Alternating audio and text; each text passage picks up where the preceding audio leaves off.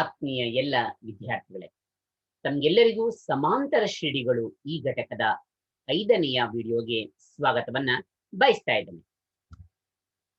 ಇಲ್ಲಿನ ಲೆಕ್ಕವನ್ನ ಗಮನಿಸಿ. -37, -33, -29 ಅದೇ ರೀತಿ ಮುಂದುವರಿತಾ ಹೋಗುತ್ತೆ.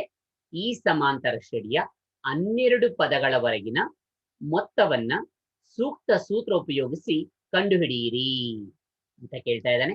ನಾವು ಧನ ಚಿಹ್ನೆಯುಳ್ಳ ಸಂಖ್ಯೆಗಳು ಪ್ರಾರಂಭಿಕವಾಗಿ ಕೊಟ್ಟಾಗ ಬರುವಂತಹ ಒಂದು ಲೆಕ್ಕವನ್ನ ಇಂದಿನ ವಿಡಿಯೋದಲ್ಲಿ ಮಾಡಿದ್ದೇವೆ. ಈ ಒಂದು ಇದರಲ್ಲಿ ಋಣ ಚಿಹ್ನೆಯುಳ್ಳ ಸಂಖ್ಯೆ ಪ್ರಾರಂಭಿಕವಾಗಿ ಕೊಟ್ಟಿದ್ದಾನೆ. ನಂತರ 4 ಕಡಿಮೆ ಆಗ್ತಾ ಹೋಗಿದೆ. ಇಲ್ಲಿ ನೋಡಿ, -37 ಅದರಲ್ಲಿ ಎಷ್ಟು ಕಡಿಮೆ ಆದ್ರೆ 33 ಬರುತ್ತೆ, ಅದು -33. ಅಂದ್ರೆ 4 ಕಡಿಮೆ ಆದ್ರೆ ಮತ್ತೆ 4 ಕಡಿಮೆ ಆದ್ರೆ -29 ಬರುತ್ತೆ. ನಂತರ ಬರ್ತಕ್ಕಂಥ ಸಂಖ್ಯೆಗಳು ಒಟ್ಟು 12 ಪದಗಳವರೆಗಿನ ಮೊತ್ತವನ್ನ ನಾವಿಲ್ಲಿ ಕಂಡುಹಿಡಿಬೇಕಾಗತ್ತೆ.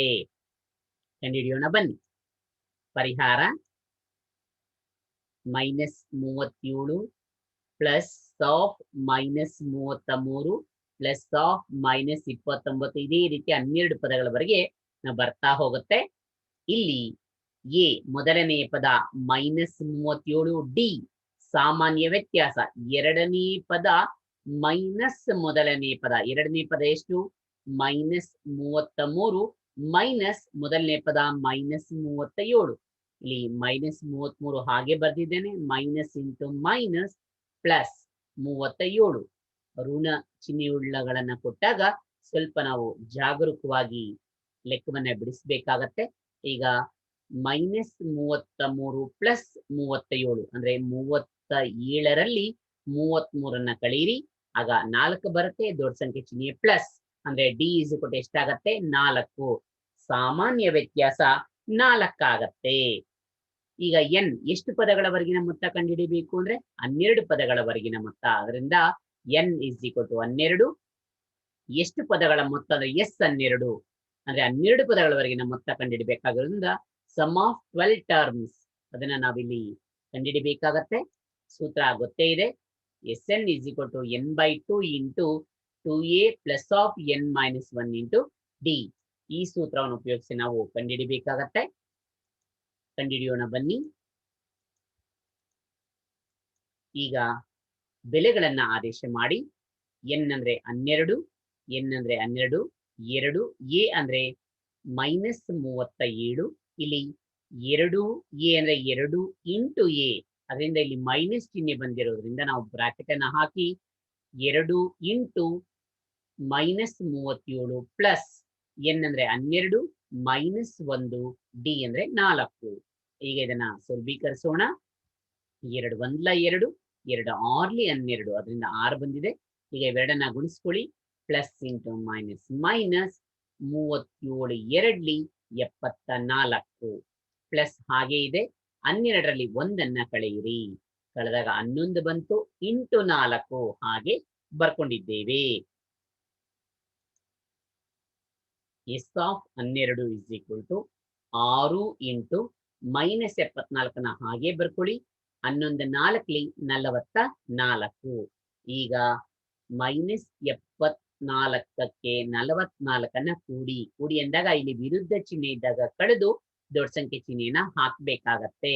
ಅದೊಂದು ಸರಿ ನಿಮ್ಗೆ ಗಮನದಲ್ಲಿ ಇರಬೇಕಾಗತ್ತೆ ವಿದ್ಯಾರ್ಥಿಗಳೇ. ಅಂದ್ರೆ S12 = 74ರಲ್ಲಿ 44 ಕಳೆದ್ರೆ 30 ಬರುತ್ತೆ. ದೊಡ್ಡ ಸಂಖ್ಯೆ ಚಿಹ್ನೆ ಮೈನಸ್. ಈಗ ಇವೆರಡನ್ನ ಗುಣಿಸ್ಕೊಳ್ಬೇಕಾಗತ್ತೆ. ಚಿಹ್ನೆ ಸಮೇತ ಗುಣಿಸ್ಕೊಳ್ಳಿ. ಪ್ಲಸ್ ಇಂಟು ಮೈನಸ್ ಮೈನಸ್ 6 3 18 ಅಂದ್ರೆ 180. S of 12 = -180. ಅಂದ್ರೆ 12 ಪದಗಳವರೆಗಿನ ಮೊತ್ತ ಎಷ್ಟಪ್ಪ ಅಂದ್ರೆ 180 ಆಗತ್ತೆ. ಅದು ಎಂತಹ 180? -180 ಆಗ್ತದೆ. ಈಗ ನಾವು ಮಾಡಿರೋದು ಸರಿ ಇದೆಯಾ ಅಂತ ಒಂದ್ಸರಿ ವೆರಿಫಿಕೇಶನ್ ಮಾಡ್ಕೊಬೋಣ. ಅಂದ್ರೆ ತಾಳೆ ನೋಡೋಣ ಬನ್ನಿ. ವೆರಿಫಿಕೇಶನ್ ತಾಳೆ ನೋಡೋಣ. ಈಗ -37 ಪ್ಲಸ್ ಆಫ್ -33 ಪ್ಲಸ್ ಆಫ್ -29 ಒಟ್ಟು 12 ಪದಗಳವರೆಗೆ ಆ ಪದಗಳನ್ನ ಬರ್ಕೊಂಡ್ಬಿಡೋಣ. ಫಸ್ಟ್ -37 -33 ನಂತರದ ಪದ -29 ನಂತರದ ಪದ 25 ಅದೇ ರೀತಿ ಬರ್ತಾ ಹೋಗುತ್ತೆ, ಗಮನಿಸಿ ಪದಗಳು ಬರ್ತಾ ಇದೆ, ಗಮನಿಸಿ. ಈಗ ಅಲ್ಲಿ 4 ಕಡಿಮೆ ಮಾಡ್ಕೊಳ್ತಾ ಹೋದ್ರೆ ನಮ್ಗೆ ಸಮಾಂತರ ಶ್ರೇಣಿ ಬರ್ತಾ ಹೋಗುತ್ತೆ. 12 ಪದಗಳಿದೆಯಾ ಚೆಕ್ ಮಾಡಿ. 1 2 3 4 5 6 7 8 9 10 11 12. ಈಗ ಒಂದೊಂದಾಗಿ ಕೂಡ್ಕೊಳ್ತಾ ಹೋಗೋಣ. -70 ಬಂತು, -79, -29, -99 ಬಂತು. ಅದೇ ರೀತಿ ಪ್ರತಿಯೊಂದನ್ನ ಕೂಡ್ತಾ ಹೋಗೋಣ. ಪ್ರತಿಯೊಂದನ್ನ ಕೂಡ್ತಾ ಹೋದಾಗ ನಮ್ಗೆ ಕೊನೆಯದಾಗಿ ಎಷ್ಟು ಉತ್ತರ ಬರ್ಬೇಕಪ್ಪ ಅಂದ್ರೆ -180 ಬರಬೇಕು.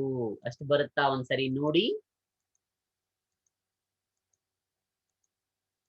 ಬರ್ತಾ ಇದೆ ನೋಡಿ, -190 ಆಯ್ತು. ಈಗ -190 ಪ್ಲಸ್ 3 ಅಂದ್ರೆ ಅದನ್ನ ಕಳಿಬೇಕಾಗತ್ತೆ. -187, -187 ಪ್ಲಸ್ 7 ಅದನ್ನ ಕಳಿಬೇಕಾಗತ್ತೆ. ಕಳೆದಾಗ ಎಷ್ಟು ಬರುತ್ತೆ? -180 ಬರುತ್ತೆ. ಅಂದ್ರೆ ನಾವು ಮಾಡಿರ್ತಕ್ಕಂಥ ಲೆಕ್ಕ ಸರಿ ಇದೆ. ಈ ರೀತಿ ನಾವೇ ವೆರಿಫಿಕೇಶನ್ ಅನ್ನ ಮಾಡ್ಕೊಂಡ್ಬಿಟ್ರೆ, ಇದು ಎಕ್ಸಾಮ್ ಅಲ್ಲಿ ಕೇಳೋದಿಲ್ಲ, ಆದ್ರೆ ವೆರಿಫಿಕೇಶನ್ ನಾವೇ ಮಾಡ್ಕೊಂಡ್ಬಿಟ್ರೆ ಮಾಡೋ ಲೆಕ್ಕ ಸರಿ ಇದೆ ಅಂತ ನಮ್ಗೆ ದೃಢವಾಗತ್ತೆ. ಈಗ ಇಂಥದ್ದೇ ಲೆಕ್ಕ ನೀವು ಸಹ ಒಂದು ಪ್ರಯತ್ನವನ್ನು ಮಾಡ್ತೀರಲ್ವಾ? ಲೆಕ್ಕನ ಬರ್ಕೊಳ್ಳಿ. ಈ ರೀತಿ ಇದೆ ನೋಡಿ, 8, 3, -2 ಅಪ್ ಟು, ಅಂದ್ರೆ ಇದೇ ರೀತಿ ಸಮಾಂತರ ಶ್ರೇಣಿ ಮುಂದುವರಿತಾ ಹೋಗುತ್ತೆ. ಈ ಸಮಾಂತರ ಶ್ರೇಣಿಯ 22 ಪದಗಳವರೆಗಿನ ಮೊತ್ತವನ್ನ ಸೂಕ್ತ ಸೂತ್ರ ಉಪಯೋಗಿಸಿ ಕಂಡಿಡಿರಿ. ಕಂಡಿಡಿದ್ರಲ್ಲ ವಿದ್ಯಾರ್ಥಿಗಳೇ? ನಮ್ಗೆಲ್ಲರಿಗೂ ಸಹ ಧನ್ಯವಾದಗಳನ್ನ ಹೇಳ್ತಾ ಇದ್ದೀನಿ. ಮುಂದಿನ ವಿಡಿಯೋದಲ್ಲಿ ಮತ್ತಷ್ಟು ಪರಿಕಲ್ಪನೆಗಳನ್ನ ಕಲ್ತ್ಕೊಳ್ಳೋಣ ಬನ್ನಿ.